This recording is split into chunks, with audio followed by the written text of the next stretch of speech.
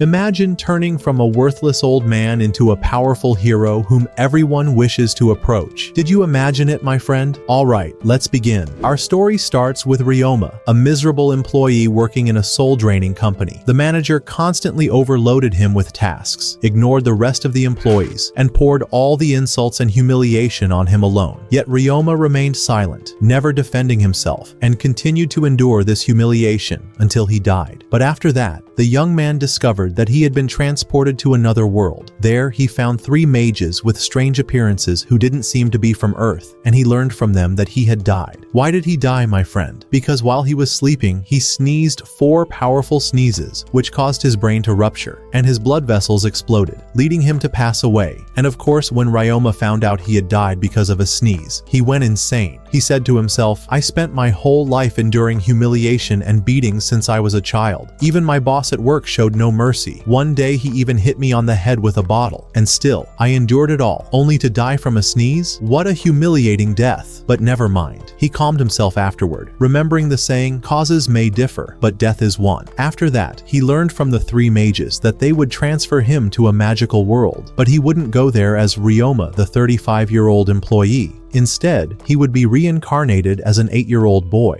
And not only that, he would possess great magical power that he could use as he pleased. He also learned from them that there was a rift between the Earth and the world he was going to, and that this new world was called Sealfall. One of the mages told him, "The world you came from contains a vast amount of magic, but humans are unable to perceive it. A large portion of that magic will be transferred with you to the world of Sealfall, and you will have incredible power." Then, they made him sign a contract confirming that he agreed to be reincarnated in the form of a child, and the transfer was carried out. Ryoma's body was drawn into the other world, and at that moment, the mages realized that he had arrived and could now do whatever he wished. They told him they would always be watching him, and if he ever wanted to contact them, he only had to go to the church. Without even speaking a word, they would know what he wanted. After that, Ryoma began his new life in Sealfall. There, he found himself transformed into a young boy, 8 years old, just as they had told him. Beside him was a book containing everything about his powers, since he was not yet used to his new body, his strength, or anything else. He then began testing his physical abilities. He walked to a tree nearby and kicked it with his foot. Instantly, the tree split in half. He was greatly impressed by this. Then, he noticed a slime creature nearby, and his eyes sparkled with stars because he loved such monsters very much. He tried to make the slime reveal its powers, but it didn't respond to him. So, he had to unlock his own magic to find the spell that would allow him to control the creature. But the book was filled with so many spells that he didn't know where to start. He threw all the books aside and did a quick meditation, and then the magic was summoned, and he succeeded in controlling the slime. He walked with it and decided to live in the Jana forest. Naturally, he was very happy because he would now live freely, with no annoying boss to ruin his peace. He also decided to gather as many slimes as possible to live with him and follow all his commands. And indeed, after 3 years, we see Ryoma waking up in his house, located inside a cave in the Jana forest. He was living with 1,000 slimes, each group having a specific form and function. For example, there were slimes that ate larvae and produced extremely strong thread that Ryoma used for hunting. Another type was acidic slime that could melt anything, bones, metal, anything in its way. The poisonous slime only consumed toxic herbs and produced a very potent poison. Another type sterilized anything it came across, as it fed on germs. And the last type loved eating garbage and turned it into agricultural fertilizer. One day, Ryoma went out into the forest to hunt. He knew that he might encounter monsters or ogres, but he was used to facing and defeating them with ease. However, this time, instead of finding an animal to hunt or a monster to fight, he found a group of knights with an injured companion named Hughes, whose wound looked very severe. The healer with them, named Camille, was unable to treat him using magic,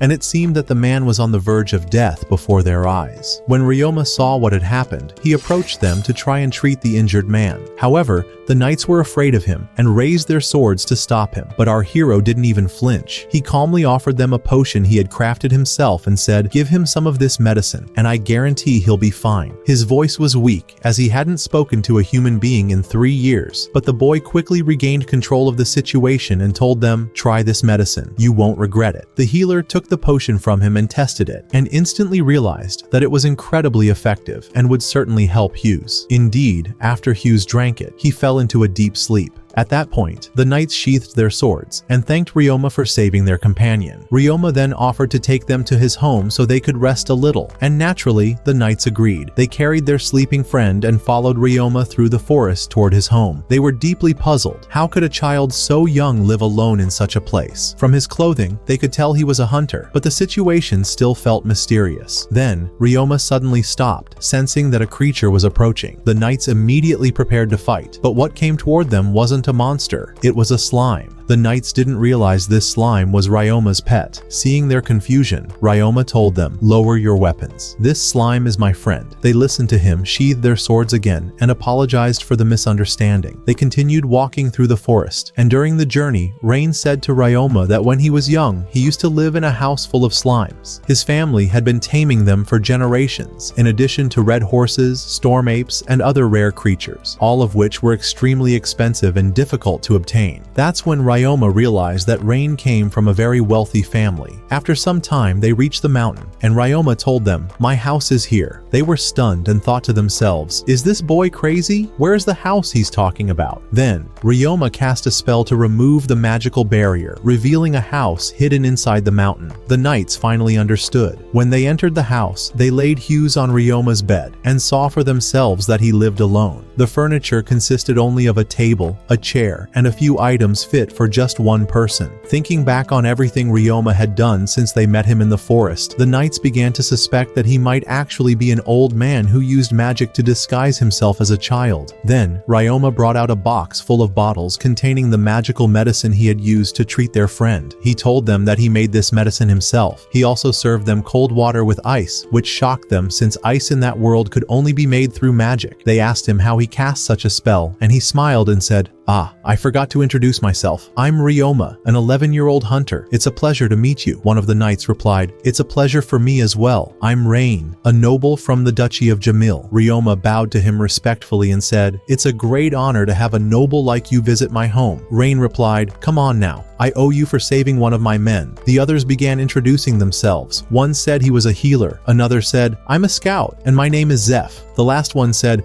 "I'm a knight, and my name is Gil. I apologize for pointing my sword at you earlier." Ryoma responded, "Oh, don't worry about it. It happens even in the finest of families." Then Rain explained what had happened. "While we were in the forest, we were attacked by bandits, but we managed to defeat them. After that, we encountered a massive black bear and killed it too. But before it died, it wounded Hughes, as you saw. When the horses saw the bear, they ran off." Rain then asked, "What would make a young boy like you, a hunter with knowledge of magic spells, live in this forest instead of a village? Why are you living alone here? Where are your family and relatives?" Ryoma replied, "The people in the village see me as a strange child, so I don't feel comfortable living there. By the way, I used to live with my grandfather and grandmother, but they passed away 3 years ago. Since then, I've been living here alone." At that point, the healer Camille brought out a magical crystal ball and explained that when someone touches it, it can detect whether they are a criminal or not. If the person is a criminal, the ball glows red. If not, it glows blue. It can also reveal the person's name, age, and combat abilities. Camille asked Ryoma to place his hand on the crystal. Ryoma felt trapped, but he had no choice but to comply to avoid suspicion. He placed his hand on the ball, and it glowed blue. However, Camille seemed surprised by something he saw. Ryoma asked him, "What did you see?" Camille replied, "Oh,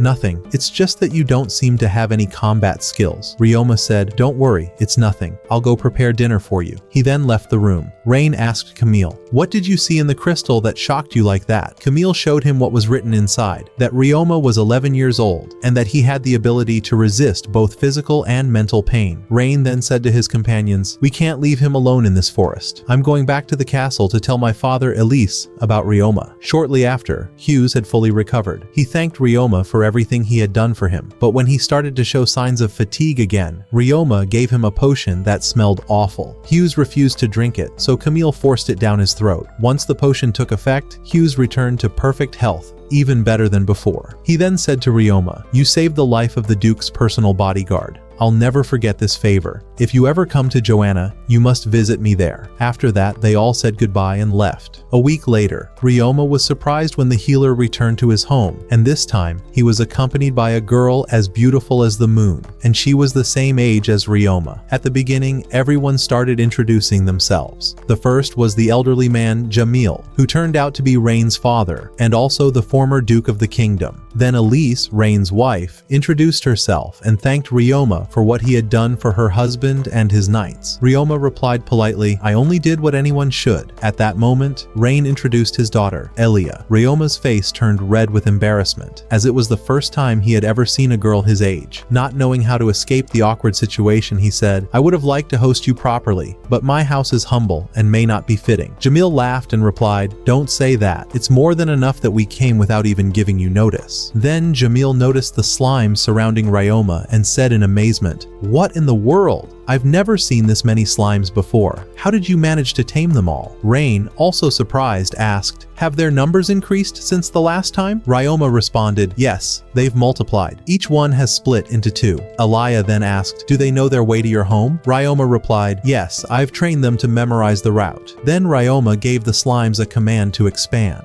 All the slimes gathered together and transformed into a single giant slime. Elia gasped and asked, "How did you do that?" Ryoma explained, "I can merge more than 100 slimes of the same type into one large slime, like what you're seeing now. It helps them enter the house quickly. Once inside, I return them to their normal size so the house can accommodate them." Everyone was astonished by Ryoma's skill in slime taming. Elise couldn't believe what she saw. She approached Ryoma and said, "How can you talk as if what you do is normal? You're a brilliant tamer and hunter. There's no one like you. That's why you must register your name with the Tamers Guild and share this genius discovery of yours." Ryoma replied, "I'll think about it later." Then he gave the slimes the command to return to their original size, and they did. Everyone then entered the house. At that moment, Rain presented Ryoma with a gift, a golden pocket watch, and said, "I noticed your home doesn't have a clock. Thought I'd bring you one that might be useful." Ryoma gratefully accepted the gift and thanked him with a smile. Then Elia said, "By the way, we didn't come just to bring you a watch. I come from one of the greatest tamer families in the kingdom, and I want to capture my first slime by myself, without help. Since you're an expert in slime taming, I'd like you to suggest the best place where slimes gather, so I can catch my very first one."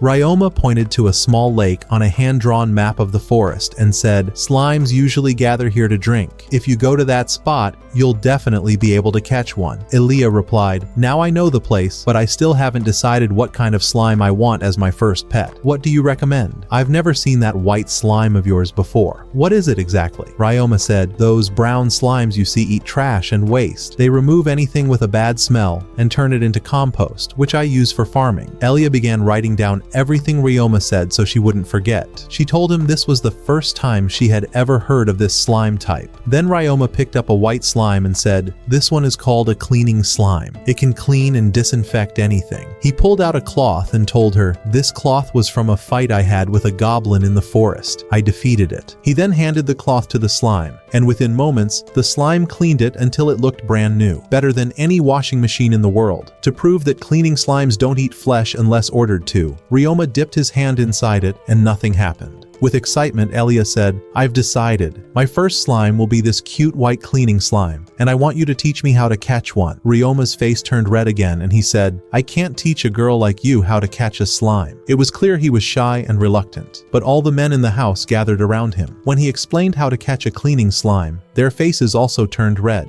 except for Hughes, who said, "Leave this mission to us, gentlemen." Then he turned to Elia and the other women and said, "It's really simple. Cleaning slimes love bath water. All you have to do, Elia, is take a bath, collect the used water, go to the lake, and pour it there. The cleaning slime will come straight to you and you'll be able to tame it." At that moment, Hughes received a strong punch to the face, but Elia followed his instructions, went out, and successfully caught her first slime. By the end of the day, she returned holding her new slime with a bright smile. Everyone congratulated her on the achievement. That's when Ryoma recalled the day he caught his very first slime. He remembered how happy he was with it, so much so that he named it Tabut, after his dearest friend. Then Elise asked Ryoma, "What do you plan to do next?" He answered, "I haven't decided yet. I might keep living here in the forest, or maybe I'll travel to another city. Depends on my mood. Rain said to him, how about joining us on our journey to the city? And if you ever wish to return here, you can do so whenever you like. Noticing Ryoma's hesitation, Elia said, by the way, this is my first journey too. I was very scared, and I still am. But because I agreed to join this trip,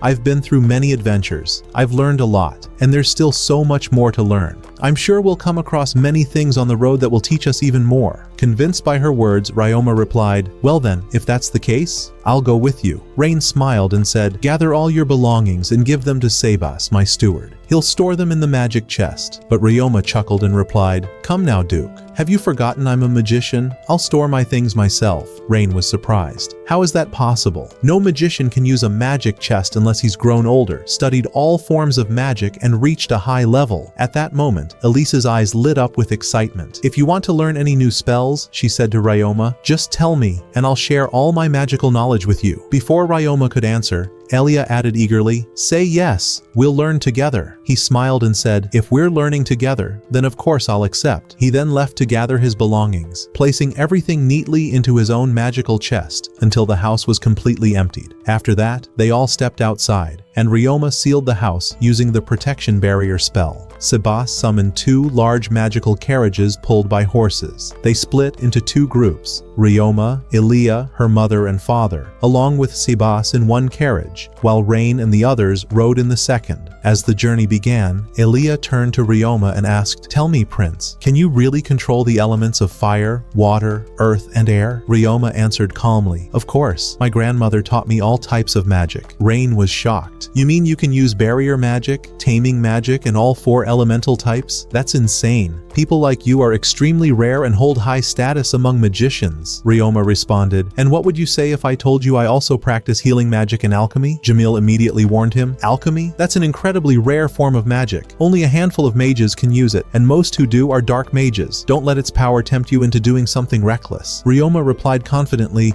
don't worry, Grandpa, I'm not like them. Honestly, I didn't even know alchemy was that rare, and in any case, I only use it for beneficial purposes. Then Ryoma thought to himself, these people are strange. Every time I mention something I can do, they act like it's some kind of miracle. I hope things don't get weirder from here. Things went smoothly until rain began to fall. Sebas pulled a blanket from his magical chest and handed it to Elise. Suddenly, the carriage came to a stop. Ryoma stepped outside, wearing a magical cloak he had crafted himself, using a special substance secreted by toxic slimes, which made the cloak waterproof. As he inspected the situation, Jamil whispered to his wife, imagine how much Ryoma could make if he sold that cloak to Sergei, the merchant who owns Morgan Trading Company. Meanwhile, Ryoma found the knights in disarray. A section of the mountain had collapsed, completely blocking the path. Ryoma stepped forward and said confidently, leave this to me. First, he cast a protection spell over everyone to shield them from the rain. Then, he used a powerful spell to lift the massive rocks blocking the road. It took the entire night, but when he finished, everyone thanked him sincerely. They continued their journey, and after 3 days, they arrived at the city of Jamiel. There, they checked into a hotel. As Ryoma entered his room and opened the window, he looked out onto the city's main street. We learned then that the city is well known for its mines, where laborers extract various minerals. However, production in recent times had declined significantly. That's why the Duke had come, to assess which mines would remain operational and which would be shut down. Since Ryoma didn't have an identification card, the Duke and his family took him to the church to receive what's known as a status element, similar to a personal ID. Upon arriving at the church, the clerk told him, take this item, place it in front of the crystal, and touch the crystal. Ryoma did as instructed. Suddenly he was transported to the place where he had once met the 3 mages who had sent him to the world of Salfel. Seeing them, he panicked. What's going on? Did I die again? They laughed and replied, no,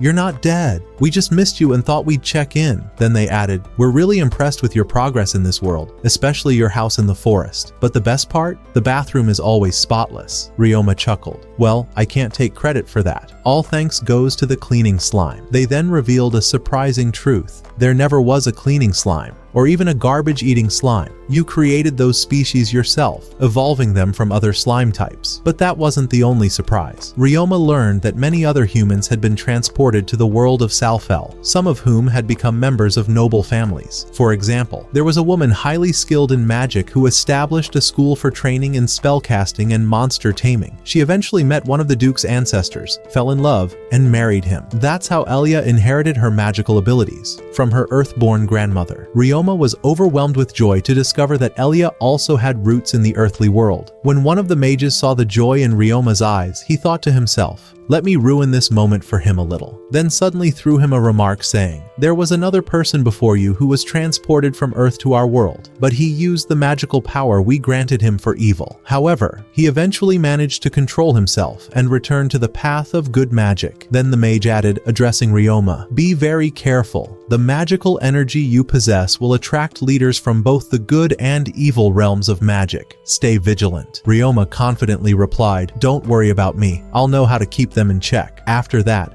Ryoma returned once more to the world of Selfil, received his status element card from the clerk, then headed to meet the Duke and his family, who had learned that he had completed the registration process. At that moment, Jamil jokingly said to him, "Now that you've become a fully equipped young man, I'd like to offer you some useful advice about the city." Ryoma smiled and replied, "Please do, Grandpa. We always learn from your experience." Jamil spoke in a serious tone. "You must be cautious. Your magical abilities far surpass those of other children your age, and this could lead many criminals to target you, either to learn magic from you or to exploit your powers for their own purposes. That's why you should avoid showing your abilities in front of ordinary people and refrain from attracting attention. I know it's difficult, but you must try. Better yet, you should register with one of the magic guilds." At that moment, Ryoma noticed that the young girl wanted to say something but was hesitant, so he said, "What's wrong? It seems like you want to ask me something but are too shy to say it." She replied timidly, "It's nothing. I just wanted to know, how much magical power do you have?" He answered, 198,000. She was astonished and said,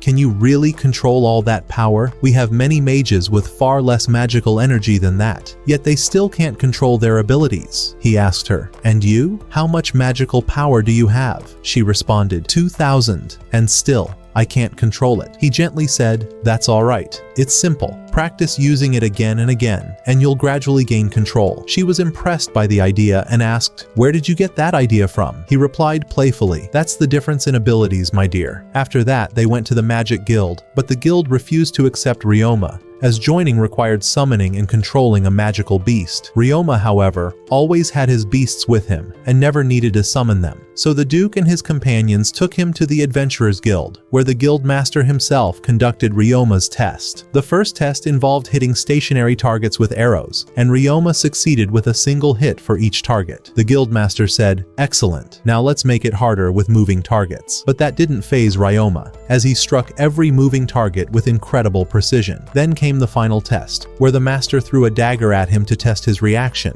Ryoma not only caught the dagger with his hand, but also threw it back at the master using a magical spell to summon a weapon and attacked him with it. The master laughed and said, "I was just testing you, kid. You passed with flying colors, all 3 tests." Afterward, the guild master handed him the Adventurers Guild membership card, categorizing him as a G-rank adventurer, the lowest rank. He said, "I'll have you start from the bottom of the ladder, so the other adventurers won't grow envious of you." Ryoma replied, "All right, no problem." Ryoma received his first mission, which was to clean houses and bathrooms. The next day, he went to his first assignment. When he knocked on the door, a well-groomed cat opened it. Her name was Maya, and she belonged to a race known as the Beastkin. This was Ryoma's first time seeing a cat. As soon as the door opened, a foul odor wafted from inside, making it hard for Ryoma to breathe, unlike the trash slimes, who leaped into the box, eager to devour the garbage scattered everywhere. Ryoma then discovered that Maya's house was next to the waste area, and the shared wall had partially collapsed, allowing the trash to invade her home. No one had agreed to clean her house because of how much filth had accumulated, and she had lost all hope that someone would help her. So when Ryoma told her he would clean it, she couldn't believe it, and burst into tears of joy. Then Ryoma opened the slime box and said, "Let's get to work." They started with the dump site, where where the slimes consumed all the garbage. Then Ryoma used the water control spell and thoroughly washed the place. After that, they moved to Maya's home. The trash slimes repeated their task with dedication. A gap in the damaged wall became visible. Ryoma called on the sticky slime to assist him, then used the stone spell to realign and attach the stones. After finishing the repair, he disinfected the area and finally handed Maya back her home, now clean and restored. She wept again from happiness, unable to believe her house was back to normal, and thanked Ryoma deeply. Ryoma jokingly said, "No need to thank me, my little cat, just doing my job." Then, he had her sign the mission completion form, which she did with joy. The news of his excellent work reached the Adventurers Guild, and they decided to reward him with a large bonus. When he returned to the guild, the receptionist couldn't believe he had completed Maya's house in such a short time. She handed him a bag full of money. He asked in surprise, "What is all this? That's a huge amount." She replied, "It was Maya. She asked us to double your pay." After that, the guildmaster called him in for something important. When they sat down, Ryoma said, "I know what it is. Cleaning the public restrooms, right?" The master laughed and said, "Exactly. But be careful. This is a task requested directly by the government." He explained that the government used to pay poor villagers wages to clean public toilets, but the minister ordered the budget cut due to a national crisis, as the mines were no longer operating as before. Ryoma said, "I know that. But what happened to the villagers is unjust. I don't think the Duke would ever approve of such a thing. I'll report it to him myself." When he returned to the palace, he informed them of what had happened. The Duke grew furious and said, "How could this happen? There must be theft going on inside the ministry. I never stopped paying the wages of the villagers who clean the public toilets. The full payments are still being issued. An immediate investigation must be launched so we can catch that corrupt minister." He then asked Ryoma to temporarily take on the task of cleaning the public toilets until the issue could be resolved. Ryoma agreed, of course. Afterward, the young man went to the public restroom area, and as soon as he opened the door to the first bathroom, he was struck by a horrible stench. He and the slimes immediately began cleaning. Since the slimes consumed a large amount of waste, each one split into two, which helped Ryoma complete the job much faster. However, Ryoma was shocked to discover the presence of toxic gases inside the public toilets. He quickly reported this to the Duke and his family. They were all deeply worried about him, but he reassured them, saying, "My body is immune to all kinds of poisons, so there's no danger to me. But if the villagers come near these toilets, they could die just from inhaling the fumes. That's why we need guards to protect the area during the cleaning process." The Duke then assigned a group of adventurers to accompany Ryoma and guard the restrooms during his work.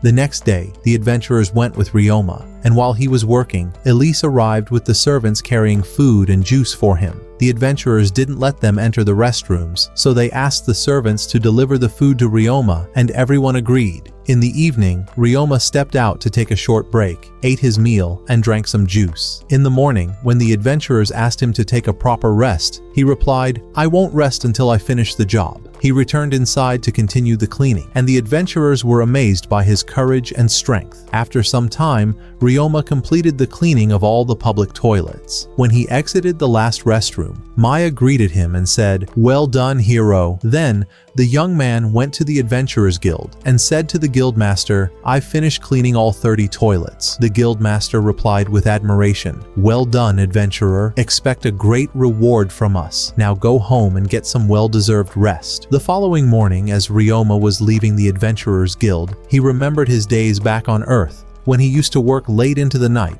only to return home in the morning and find his mother waiting for him. At that time, he felt that someone truly cared about him and about his life. But after his mother passed away, he returned to an empty home, and though it saddened him at first, he gradually grew used to being alone, used to having no one in the world. But this time, when he returned to the Duke's palace, he found the Duke and his entire family waiting for him, eager to make sure he was all right. Ryoma couldn't hold back his emotions and began crying out of pure joy. He said to them, "It's been so long since I last felt like I had a family that cared about me. I don't know how to thank you." Elise approached him gently and said, "From this day on, you do have a family that loves you and worries about you. Don't worry about anything. We're here for you. Everything is going to be just fine." The next morning, Elia woke up early and began preparing breakfast for Ryoma, with help from her mother and the servants. When Ryoma saw the royal-style breakfast, he asked, "Did you prepare this yourself?" Hughes joked, "Don't let it get to your head. It's just a little bribe, so you'll agree to what she's about to ask." Ryoma laughed and replied, You don't need a bribe. You only have to ask. Ilya said, I was sure that the eggs I made for breakfast would win you over and get you to agree. Hughes added, indeed, your cooking is simply irresistible. Pretending not to hear him, Ilya said, Ryoma, I want you to teach me magic today. He answered, with pleasure. After breakfast, they all went to a place near the forest, and Ryoma began teaching her how to control dark magic, water, and wind. At first, it was difficult for her, but eventually she managed to wield the magic just like he did. Then the healer turned to Ryoma and asked, tell me, how do you use magic in combat? Ryoma replied, I'm not very skilled in that area. The healer then wanted to demonstrate, so he cast a flame arrow spell and shot it at a nearby mountain, breaking off a piece of it. Ryoma then used his own flame arrow and shattered a much larger portion of the mountain. The healer laughed in surprise and said, all right, you've surpassed me. Come on, let me teach you more. He then began showing Ryoma how to use water, wind, fire, and ice magic all at once in battle. And as expected, the student quickly outshone his teacher. Then, Seba stepped forward and said, now it's my turn. I'm going to teach you spatial magic. He continued, spatial magic, my friend, allows a magician to teleport from one place to another in less than a second. Ryoma replied, oh, come on! And suddenly, he vanished from where he stood and reappeared in a nearby spot with incredible speed. Sebas said in amazement, excellent! Now I want you to teleport all the way to that distant mountain. Ryoma asked, how do I do that? Sebas replied, it's simple. Just focus on the exact point you want to move to. It's easier than you think. Ryoma followed the instructions and successfully teleported to the top of the mountain in seconds. At that same moment, Sebas appeared beside him and said, well done, hero. You learned that incredibly fast. Now I'll teach you how to use spatial magic to teleport living beings from one place to another. At that moment, Sebas used spatial magic to open a portal capable of transferring living beings from one place to another. He then began teaching Ryoma how to open such a portal himself. Ryoma kept trying over and over until he finally succeeded, and he felt overwhelming joy. This spatial rift would allow him to transport slimes from place to place without having to pack them into boxes and carry them on his back. The next day, Ryoma had a monster combat lesson. He headed to the entrance of a well-known mine along with Elia and the knights to begin the training. Elia appeared slightly nervous, as it was her first time fighting real monsters. The Duke and her grandfather encouraged and reassured her. They all entered the mine, and after walking a short distance inside, one of the scouting knights said, wait, there's a monster nearby. Everyone stopped, and suddenly, a mantis monster appeared. The scout explained that this creature was especially dangerous because it was never alone. There were usually at least 30 more of its kind nearby within the mine, but Elia gathered her courage and said firmly, leave this one to me. She launched a fire arrow at it, but it had no effect. She then fired another arrow directly at its head, and this time she struck it down. Everyone praised her bravery. Soon, more monsters appeared, and Ryoma eliminated them all with a single strike. His garbage slimes then devoured the fallen monster's remains. At that moment, Elia spotted a metallic slime. She trapped it using an ice spell, then gifted it to Ryoma as a token of gratitude for teaching her how to control magic through fun and games. When they exited the mine, the Duke and grandfather congratulated Elia on catching her first monster. Meanwhile, Ryoma noticed a red shimmer in the sand near the mine's entrance. Using alchemy magic, he extracted metal from the sand, revealing a stunning iron ingot. Everyone around him was impressed. They summoned the merchant, Sergei, to inspect it. Upon seeing the ingot, Sergei gasped in amazement. My goodness, I've never seen an ingot this beautiful before. The one who made this must be an extremely skilled alchemist. Jamil responded with a smile. Indeed, it was Ryoma, the young man standing right in front of you. Sergei said, I'd like to buy it. Name your price. Jamil replied warmly. We agree to sell it, and all proceeds will go to Ryoma. We don't need the money. Ryoma could hardly believe it. He was overjoyed. Then the Duke turned to Sergei and warned, don't tell anyone that the alchemist who crafted this ingot is an 11-year-old boy. Someone might try to kidnap him. Sergei nodded quickly and said, you have my word. The next day, Ryoma attended a meeting with the head of the Adventurers Guild and several members. The guildmaster informed them that all individuals who had stolen from the national treasury had been fired and arrested. He then explained their next mission, to track and eliminate the monsters within the northern mine. He reassured them that the creatures were relatively small, but warned there might be unexpected threats inside, so they should remain alert. Before heading out, Ryoma brought poison and acid close to the metallic slime to test its reactions. The slime was visibly terrified. Being made of metal, it was especially vulnerable to acid and toxins. Ryoma gently picked it up and comforted it, later playing ball with Alaya, using the slime as a toy. Then they heard the adventurers calling Ryoma for the monster hunt. He joined them and headed to the mine,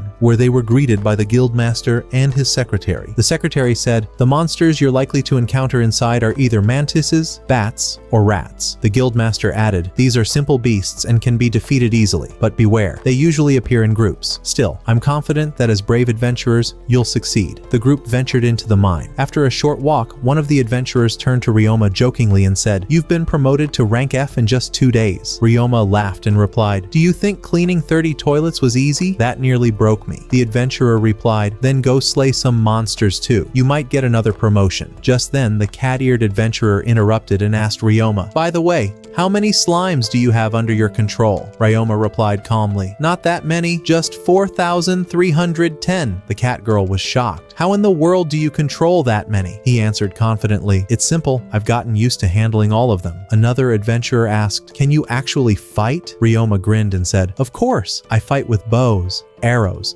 daggers, my fists, and all kinds of magic spells. There's nothing I can't handle." The girl chuckled and said, "Nice. Looks like we'll be relying on you a lot, especially for the offense. None of us are really good at it." He smiled and replied, "Just say the word. I'm ready." Suddenly, more mantis monsters appeared, but the adventurers quickly defeated them. Then they discovered a large swarm of bats within the mine. Ryoma stepped forward and said, "I'll take care of this. I'll use a sound bomb spell. But first, I'll cast a sound barrier to protect everyone." After making sure everyone was shielded, he cast a small barrier on himself and then detonated the sound bomb. The explosion instantly eliminated all the bats. Ryoma then ordered the sticky slimes to devour the corpses. As they exited the mine, the guildmaster was waiting for them and said, "Goblin monsters have attacked the miners." The secretary showed them an image of the creatures and explained, "The goblin village is located inside the mine. There are over 500 of them. You'll need to eliminate them all." The adventurers formed a strategy. 2 of them entered the goblin village to provoke the monsters and lure them outside.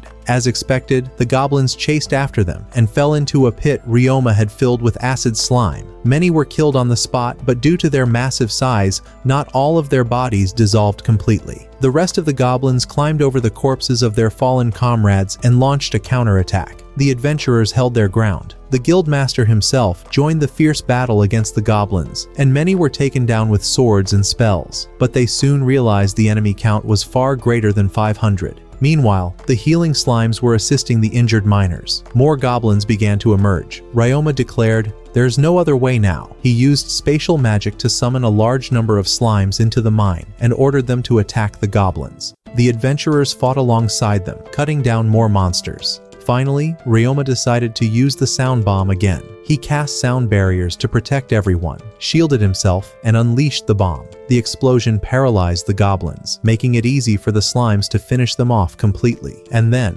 my friend, the Goblin King appeared, coming to wipe them all out. But do you think Ryoma would just stand by and do nothing? Never. He immediately commanded all the slimes to attack, and sure enough, they managed to bring him down. With that, Ryoma, the slimes, and the adventurers had successfully defeated 2,000 goblins in total. After the battle, Ryoma asked the cleaning slimes to clean the adventurers and their clothes, which were almost discarded due to how filthy they had become. At that moment, Maya said to him, "Ryoma, if you opened a laundry shop, you'd become a millionaire for sure." The idea resonated with Ryoma. When they exited the cave, the villagers thanked Ryoma, as the healing slime had saved the workers who had been attacked by the goblins, and everything returned to normal. After the adventurers returned to the Duke's mansion, Ryoma had already made up his mind to leave and become independent. He met with the Duke and his family, told them everything that happened during the mission, and thanked them for all they had done for him. Then he said, "I've decided to part ways with you and live independently." Eliaya was visibly moved and asked, "Why do you want to leave us? Did someone upset you?" He replied, "No, not at all. but I've come to rely on you for everything. I feel like a spoiled child. That's why I want to stand on my own." The Duke responded, "We knew this day would come. We were just waiting for you to take this step." Eliaya added, "I never imagined Ryoma would ever leave us." Her mother said to her, "Just as you're leaving to attend the Magic Academy and learn on your own, he too must take this journey for himself." Then the grandfather said with a smile, "We agree to let you go, but on one condition. You must write us a letter every day to let us know how you're doing." The Duke added, "And you must come visit us from time to time so we can see you again." Elise said, "Don't ever hesitate to ask us for help, no matter what. Also, you must continue living in this inn. It's ours, and your stay will always be free." Then Eliaya said, "I have two conditions. First, we must meet again after 3 years. That's when I'll have my first break from the academy. Second,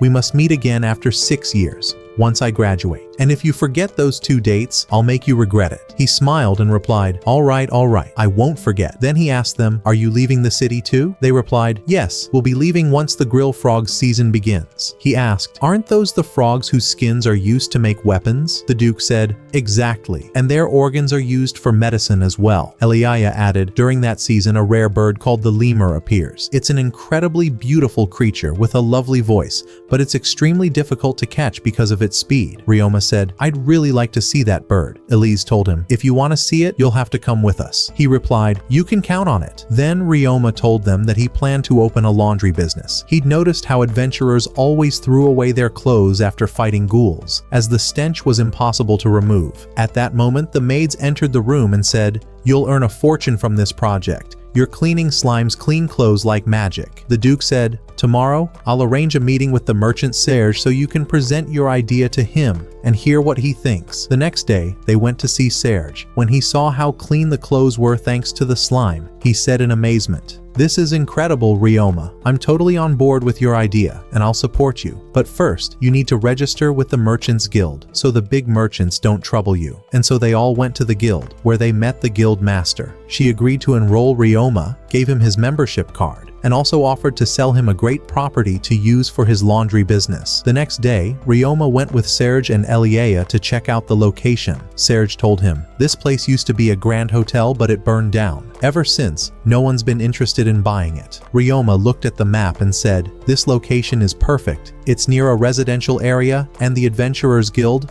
I'll take it." Serge laughed and said, "Great, I'll bring the workers tomorrow to start renovations. And don't forget my commission, boss." The following day, Ryoma began preparing the place with his slimes. Even the knights helped, laying tiles and cleaning up the storefront. When Eliaya told him, "Take a break, it's been a while since you've rested," he replied, "This is nothing compared to the exhaustion from my old job." He was referring to his work at the programming company in his previous world. She asked, "What exactly did you do?" He said, "A lot of things. I made little dolls and sold them, moved goods between shops, stuff like that." She said in surprise, "Really? You used to make dolls? I want one." He smiled and said, "All right, I'll make you one." Once everything was ready, Ryoma told Hughes that he'd hold a grand opening party for the laundry shop, with food and drinks for everyone. Hughes said jokingly, "I'm definitely in. There's food involved." Ryoma then left and headed to the temple, where he was transported to the other world. Upon his arrival, one of the sorcerers said to him, "Be careful. You can no longer hide your emotions like a child. That's dangerous. You must be cautious from here on." Ryoma understood the warning and said, "I will." Then, he returned once again to the world of Sealfall. The next day, Ryoma visited the Duke's family and invited them to the grand opening of his laundromat. He had prepared a banner that read, "Wash your clothes twice and get the third wash for free." He then invited everyone who had helped and supported him, including the adventurers, the merchant, the head of the Adventurers Guild, the head of the Merchants Guild, the knights, and nearly everyone he knew. On the following day, Serge arrived with the twins, Carla and Callum, the 2 employees he had promised Ryoma to help him run the laundromat. On the way, Serge warned them, saying, "Be careful. Though the owner of the laundromat is only 11 years old, he is close to the Duke's family. So, if you make any mistake with him, the consequences will be dire for all of us." At that same moment, Ryoma was with Elia and Arone, preparing food and drinks for the guests. Once they finished, Serge arrived with the new employees. Ryoma welcomed them warmly, and when Serge introduced them, he said, "These twins worked with me at one of my company's branches. Carla was the branch manager, and Callum served as her deputy." Ryoma greeted them and introduced himself, then began explaining how the laundromat operated. He showed them the bags customers would purchase to put their laundry in, then pointed to a special special window where the laundry would be thrown down to the room below where the cleaning slimes resided. He took them there and demonstrated how the slimes washed the clothes. Afterward, the metal slime would receive the garments and iron them, followed by the adhesive slime, which arranged them neatly in their designated places. Everything was meticulously organized. He then took them upstairs and informed them that the upper floor was restricted to staff only. He showed them the manager's office, the guest reception room, the kitchen, and all the essential facilities. Afterward, he guided them to the workers' quarters and told them, "You may choose any 2 rooms, as you are currently the only employees." As the guests began to arrive, the staff started serving the food and drinks, and everyone was cheerful and delighted. Ryoma approached the Duke and said, "Of course, this food isn't as luxurious as what you're used to at your banquets, but it's the best we could offer." The Duke laughed and replied, "Don't remind me. Banquet food always upsets my stomach. Your food here is perfect for me." When the party ended, the servants and staff began tidying and cleaning the laundromat. During this time, Carla and her brother spoke to Ryoma in a formal manner, which he didn't like. He said, "Do you think I'm related to the Duke or something?" Carla answered, "Yes." He smiled and replied, "I'm not. You can treat me casually. And by the way, if you're not happy with the job, you're free to leave. I won't be upset." But the twins responded in unison, "We want to work with you." Carla added, "When we heard you were only 11, we thought you were just a child who couldn't manage a business. But seeing you here, we realized you are truly capable, and it would be an honor to work with you, boss." The next day, Ryoma wasn't feeling very optimistic. He told the employees, "I know we won't get many customers at first, so I'll go to the Adventurers Guild while you take care of the laundromat." When he arrived at the guild, he found that his friends had created a poster advertising the laundromat and hung it on the wall for everyone to see. He thanked them sincerely, then selected a new cleaning mission. After completing his mission and returning to the laundromat, he was surprised to see an overwhelming number of customers, so many that they blocked the entrance. He used his spatial movement skill to enter and help the employees with their tasks. By the end of the day, everyone was exhausted, and Ryoma thanked them, saying, "I'll hire more staff so the workload is divided, and you can all get more rest." He went to the Merchants Guild and asked the head to send him more employees, as the project was succeeding and the workload was increasing. She replied, "Consider it done. Just tell me what you need."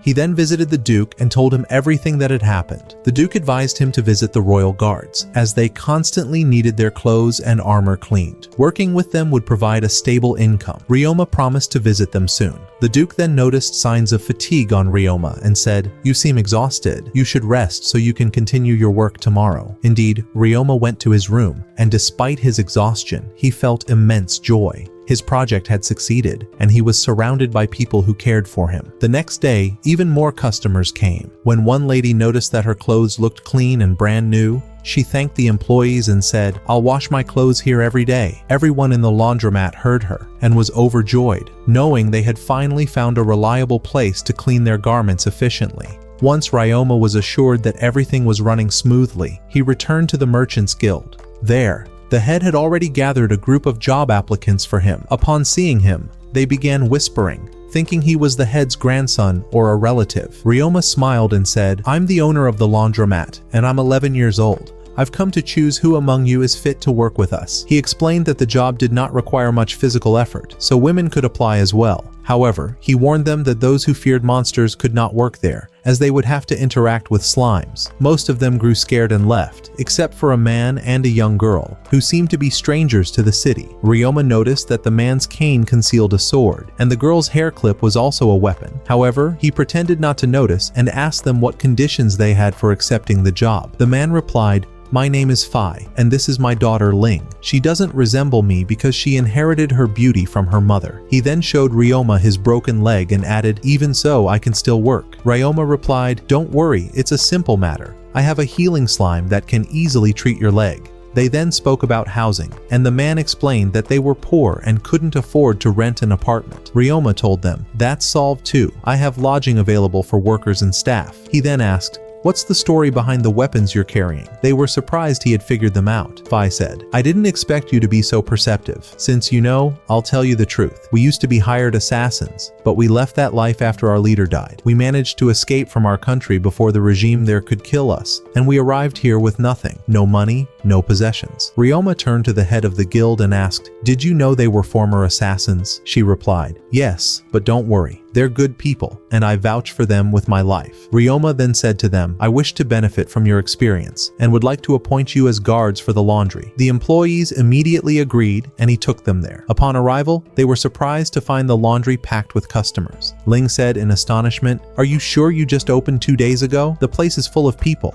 This is really encouraging. He laughed and said, It's Thursday today, don't jinx it, my lady. Then Ryoma introduced them to the staff, turned to Faye, and said, You'll be in charge of receiving customers. Faye approached the cashier with a smile. Ryoma then said to Ling, Enter the slime room and receive the clean clothes from them. Without saying a word, she went into the slime room. When she saw how they worked, she was deeply impressed and started taking the clean clothes from them and handing them to Carla. At the end of the day, Ryoma thanked everyone and asked Carla to prepare the account summary. He then took Faye and his daughter to the second floor, where he asked one of his slimes to heal Faye's broken leg. Faye could hardly believe he could stand again and thanked Ryoma sincerely. After that, Ryoma showed them the rooms they would stay in, and they were very impressed by how clean and beautiful they were. When they returned to Carla and her brother, Carla handed the account sheet to Ryoma. He said, We earned more today than we did in the past 2 days combined. She replied, You should invest in this success and open a new branch in another city. He said, It's still too early for that. It's only been 2 days since we opened. Then Ryoma told them that Faye and his daughter had military backgrounds, and for that reason, they would be working in security. The next day, Ryoma met with Elia and told her everything that had happened, that the project had succeeded, and that he had hired new staff to help him. She said, Now I'm relieved. I've been busy learning new types of magic and couldn't assist you. Ryoma thanked her and returned to the laundry, which, as usual,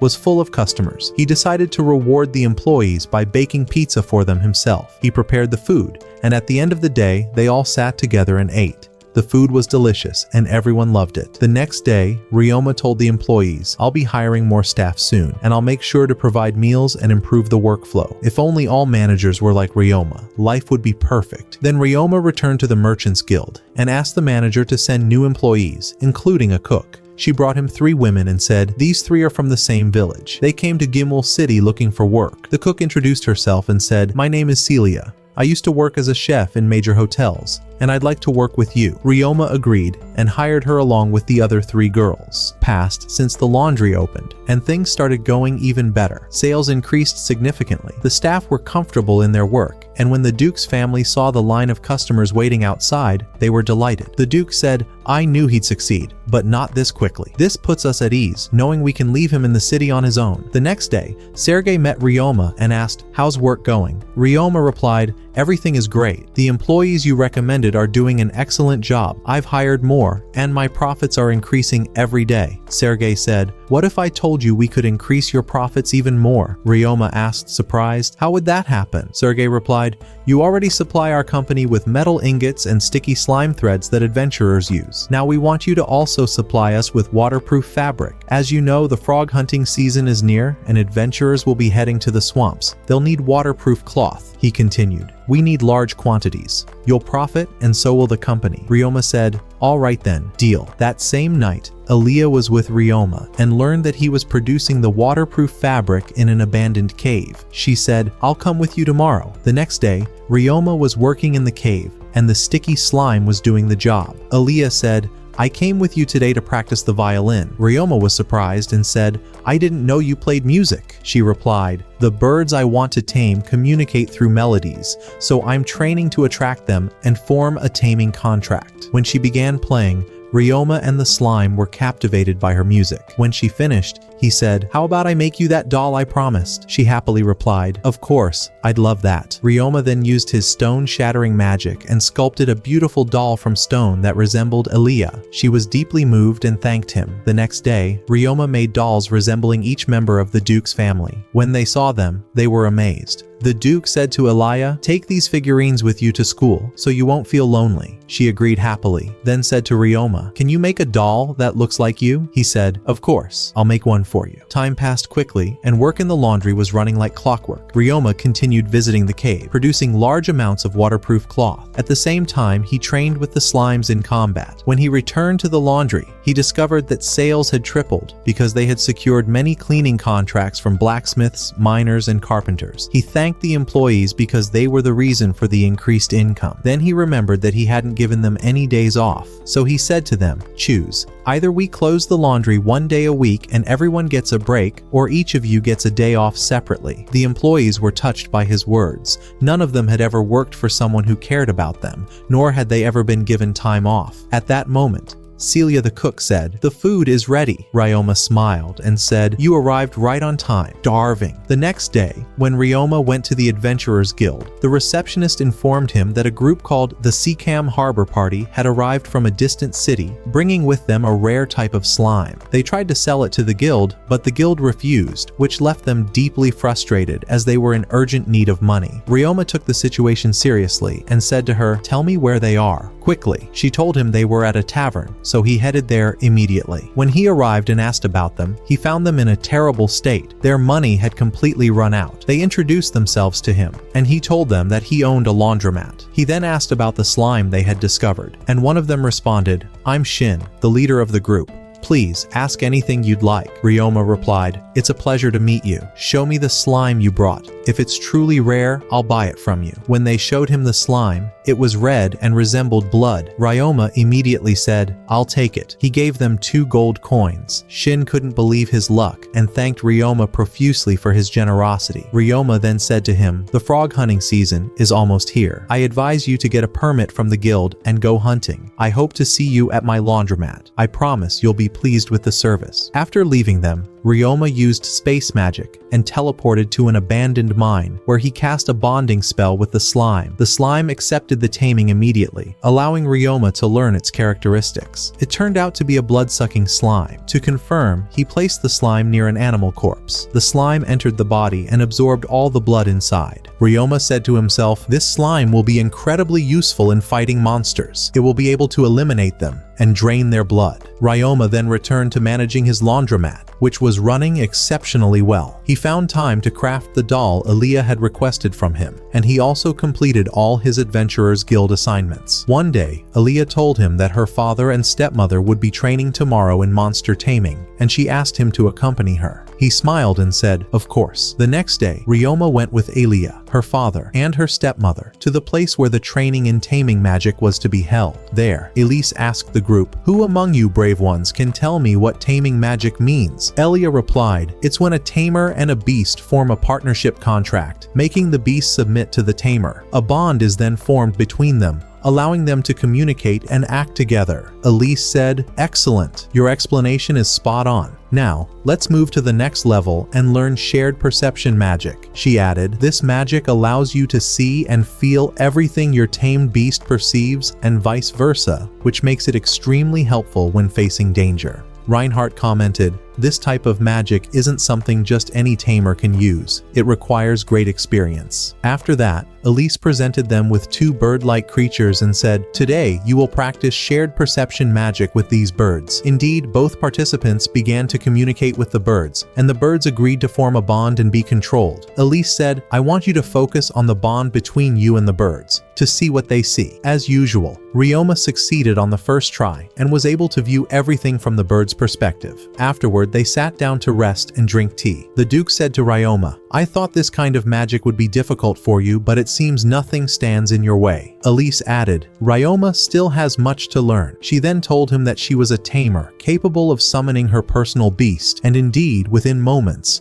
a giant white wolf appeared and sat at her feet. At first, Ryoma thought it was going to attack her and was ready to intervene, but Elise reassured him and said, "This wolf is called Laruk Fenrir, and he poses no threat." Ryoma said, "I thought Laruk Fenrir beasts were just legends, not real." She answered, "They're no myth. They are larger than regular wolves, resemble them in shape, and are skilled in using ice magic. And by the way, I've tamed 20 of them." Ryoma was deeply amazed and said, "Taming even one Laruk Fenrir beast is incredibly difficult." Elise continued, "Even I have tamed 100 mutant wolves before." Ryoma looked at himself and said, "And here I was, proud of raising my slimes. They're nothing compared to the beasts Elise has tamed. The Duke said to him, Elise is a skilled tamer. Despite how hard it is to tame such creatures, she can handle taming many of them at once. Imagine, Ryoma, if your wife was better than you. Elise laughed and said, but don't forget, you're unbeatable with a sword. Then she added, what would you say if you knew that Jamil tames dragons? And the Duke too. He tames four-legged beasts, although he's modest and doesn't brag about it. She continued, by the way, Jamil tames fewer than 20 beasts, but half of them are dragons. When Ryoma asked where they kept all those beasts, Jamil said, we own a large estate where all the beasts are kept. It's guarded by dragons to prevent any escape. Elise said, as for my beasts, they live on a small mountain suited to their size. That mountain contains rare medicinal herbs found nowhere else, which is why the wolves guard it from poachers. Ryoma was astonished by everything he had learned about their beasts. From that day on, he continued training in magic with Elise to further develop his skills without neglecting his business. He produced a large amount of waterproof fabric and sold it to Serge. Then he went to the Adventurers Guild, where Maya told him that the frog hunting season would begin in just 3 days. She said, this is a great opportunity to catch frogs and sell them. It also makes for excellent training. At that moment, one of his companions said, we need the protective mask you wore when cleaning public baths, and also clothing that won't get damaged by lake water. Ryoma told them, everything you need can be found at Coral Import Company. When you go there, ask for the merchant Serge and tell him I sent you. He'll treat you well. The next day, the Duke and his family were having tea with Ryoma, and Aaliyah was very excited because the day after tomorrow she would go to the lake and use the guitar to catch lemur birds. But when Ryoma remembered that the Duke and his family would leave the city after Elise's hunt was over, he felt sad. The following day, the Duke, his knights, and Ryoma set out toward the lake. Elia looked exhausted from the long journey, her appearance reflecting her fatigue. When Ryoma met the Sakem Harbor adventurers, he stopped to greet them. Then he said to the Duke, you go on ahead to the lake. As they walked, Ryoma spoke with Shin and asked, how's everything going, my friend? Shin replied, I don't even know how to thank you. You bought the slime from us at a great price, and you introduced us to the rare frogs opportunity. We were able to catch a good amount and sell them at an excellent rate. We'll head to your laundromat after this to wash our clothes. We've grown used to it and don't know how we'll manage back in our city. They said their farewells and continued on their way, while Ryoma arrived at the lake. There he saw the beautiful lemur birds. He also saw his fellow adventurers trying to catch frogs before the lemur birds got to them. The Duke said to them, there's an adventurer attempting to tame a lemur bird. The adventurer began playing a flute, but his playing was dreadful. The Duke said, if the bird dislikes the music, it will let out a loud and annoying sound. And that's exactly what happened. The adventurer got angry, drew his sword, and tried to attack the bird, but the lemur retaliated with cutting magic that resembled powerful blasts aimed directly at him. Ryoma immediately stepped in and used earth magic to create a barrier between the adventurer and the lemur. Then one of the birds released an unbearably shrill sound that no one around the lake could endure, except for Ryoma. He managed to identify which bird was causing the sound among the others. Using soundproofing magic, he created a barrier around that bird, and the rest of the birds followed it and flew away from the lake. The Duke asked him, how were you able to withstand that terrible sound? He answered, did you forget? I can endure pain no matter how intense it is. But at that moment, Elia was deeply saddened because she had failed to tame any of the lemur beasts. Then Rain said, the type we encountered today is known as the nightmare bird. It's extremely rare and only appears once every 10 years. It uses dark magic, which grants it terrifying magical abilities, one of which is the sound you just heard. Ryuma responded, what do you think about searching for this bird's nests? But the guards explained how difficult that would be, as these birds build their nests in remote areas deep within the forest. Later that day, Ryuma stood by the lake with Eliaria, her father, and the rest of her family. They all remained hopeful that the birds would return. At that moment, Eliaria said, I still can't believe we're going to part ways, and each of us will go down our own path. Ryuma didn't know how to respond. He remained silent, lost in thought, until he remembered a story he had once read back on Earth. The main character had been in a similar situation and had told the heroine, we'll definitely meet again. Remembering this, Ryuma turned to Eliaria and said, don't worry, we will meet again. Hughes then tried to lighten the mood with a bit of humor, but Eliaria's father didn't seem amused. After all, she was still his daughter. The tense atmosphere soon faded when the lemur birds appeared once more. Eliaria was determined to tame them. She took out her violin and began to play a beautiful beautiful melody. The birds emerged from the lake and approached her, and everyone stood in awe as she successfully tamed 9 lemur birds at once. She then cast the control spell, and the birds agreed to form a contract with her, placing them under her command. At that moment, Ryuma used space magic to summon a guitar and began to play a beautiful tune of his own.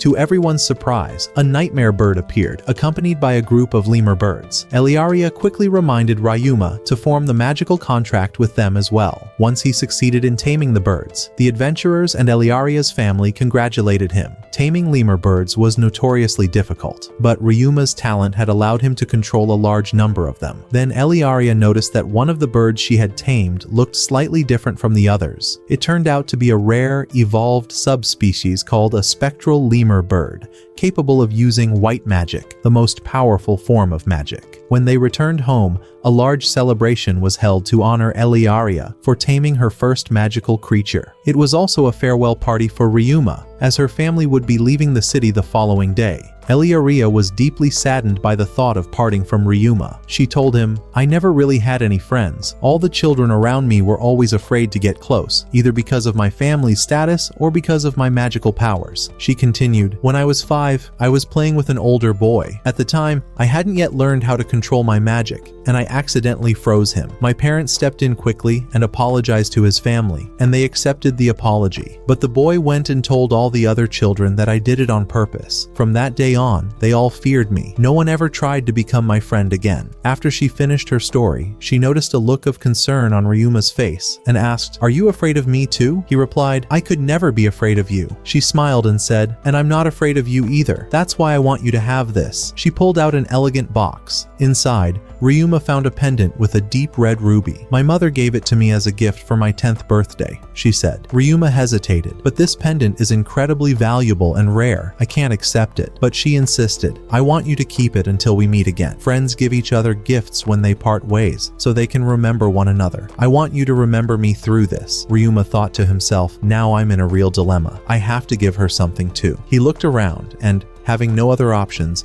offered her 2 slimes, one for cleaning and the other that feeds on garbage. "Remember me through them," he said with a soft smile. Eliaria laughed and teased, "All right, I'll think of you every time I see a garbage slime. How romantic." The next morning, everyone gathered to bid Ryuma farewell. They exchanged heartfelt goodbyes and promises. He promised Elise and the Duke that he would write to them regularly to let them know how he was doing. Then Eliaria told him, "Don't forget your promise. We'll meet again in 3 years, and once more in 6 years when I finish my studies. And if you forget, I'll punish you with something you won't be able to handle." She added, "My mother once punished my father for forgetting a promise between them, and I'm exactly like her in every way. So be careful." Ryuma nodded. "Don't worry, I won't forget." Since he still called her Miss, she said, "We're friends now. You should call me by my name, and from now on, I'll just call you Ryuma too. No more formalities." He agreed. "All right, it's a deal." Eliaria smiled, ran toward the carriage, and climbed in. Then she and her family left the city. As the carriage moved away, Eliaria couldn't hide her sorrow. One of the slimes handed her the flute she often played. As if asking her for one last tune, she took it gently and played a slow, sorrowful melody. Her tears flowed freely, and she made no attempt to stop them. Meanwhile, Ryuma decided to check in on his laundry business first, then head to the abandoned mines, where he planned to build a new home. He had made up his mind to leave the inn he had been staying in. He told himself, "I can't waste a single moment. I need to keep learning and improving, just like I promised Eliaria, the Duke, and their family." And with that, the story of our anime comes to an end. If you enjoyed it, let us know in the comments, and don't forget to like and subscribe. See you next time.